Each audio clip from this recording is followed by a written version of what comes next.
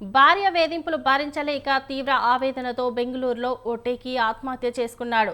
ఈ ఘటన కాస్త దేశవ్యాప్తంగా సంచలనంగా మారింది. డబ్బు కోసం కట్టుకున్న వాడిని వేధింపులకు గురిచేసి ప్రాణం తీసుకునేలా చేశారని ప్రజలు ఆ కుటుంబంపై దుమ్మెత్తిపోస్తున్నారు.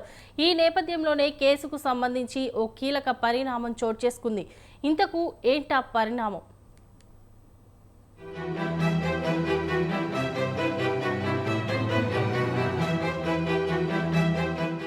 భార్య వేధింపులు భరించలేక బెంగళూరులో అతుల్ అనే టెక్కీ ఆత్మహత్య చేసుకున్నాడు. ఈ ఘటన దేశవ్యాప్తంగా సంచలనం రేపింది. దీనికి సంబంధించి కేసులో మరో కీలక పరిణామం చోటు చేసుకుంది. అతుల్ భార్య నిఖితా సింఘియానాను పోలీసులు అరెస్ట్ చేశారు. హర్యానాలో గురుగ్రామ్లో నిఖితా, ఆమె తల్లి నిషా, సోదరుడు అనురాగ్ యూపీలోని అలహాబాద్లో పట్టుకున్నారు.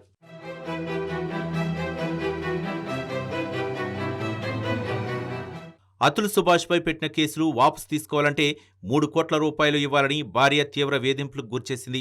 అదేవిధంగా తన కొడుకును చూడాలంటే మరో 30 లక్షల రూపాయలు ఇవ్వాలని నిఖితా, ఆమె కుటుంబం అతుల్ను వేధింపులకు గురిచేశారు. దీంతో అతుల్ తీవ్ర మానసిక క్షోభకు గురై ఆత్మహత్యకు పాల్పడ్డాడు. అతుల్ సుభాష్ ఆత్మహత్య చేసుకునే ముందు దాదాపు 80 నిమిషాల వీడియోను చిత్రీకరించాడు. అందులో అతడు తాను సంపాదించే డబ్బు తన శత్రువులను మరింత బలోపేతం చేస్తోందని వాపోయాడు. వారు దాన్ని వాడుకునే తనను నాశనం చేస్తున్నారని ఆవేదన చెందాడు. ఇది ఒక విషవలయంలా మారిందని చెప్పుకొచ్చాడు. అందుకే చచ్చిపోవాలనుకుంటున్నారని తీవ్ర ఆవేదన వ్యక్తం చేశాడు అతుల్.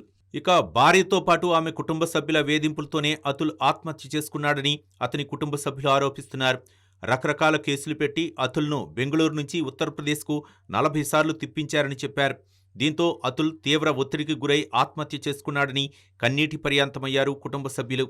धन्यवाद है पुलिस वालों को, हमारी कानून व्यवस्था को हम धन्यवाद देते हैं जो कम से कम मेरी गुहार उन लोग सुन करके और इतना बड़ा हमको राहत दिए हैं। ये बहुत बड़ी राहत की बात है। कम से कम उन लोग गिरफ्तार तो है। तो क्रॉप थी तभी तो वो ऐसा किया है। जब तो उससे पैसा मांगती थी, वो घूस देने वाला आदमी था नहीं। वो तो कहीं भी जाता था तो घूस वाली बात नहीं, आप पेनल्टी कर दो, ठीक है मैं सरकार को पैसा दूंगा। वो इनकम टैक्स का पैसा देता था। बिजनेसमैन का इनकम टैक्स का पैसा छुप सकता है, लेकिन उसका तो नहीं छुपता था। మరణానికి ముందు అతుల్ ఏకంగా 40 పేజీల లేఖ రాసి బలవన్మరణానికి పాల్పడ్డారని పోలీసు అధికారులు తెలిపారు. భార్యతో తాను అనుభవిస్తున్న మానసిక క్షోభకు సంబంధించి రాసిన లేఖను ఈమెయిల్ ద్వారా సుప్రీంకోర్టు, హైకోర్టు న్యాయమూర్తులు, తన కార్యాలయం అధికారులు, సిబ్బంది, కుటుంబ సభ్యులకు పంపించారని చెప్పారు. అనంతరం తన నివాసంలో గత ఆదివారం అర్ధరాత్రి ఉరివేసుకుని ఆత్మహత్య చేసుకున్నాడని తెలిపారు.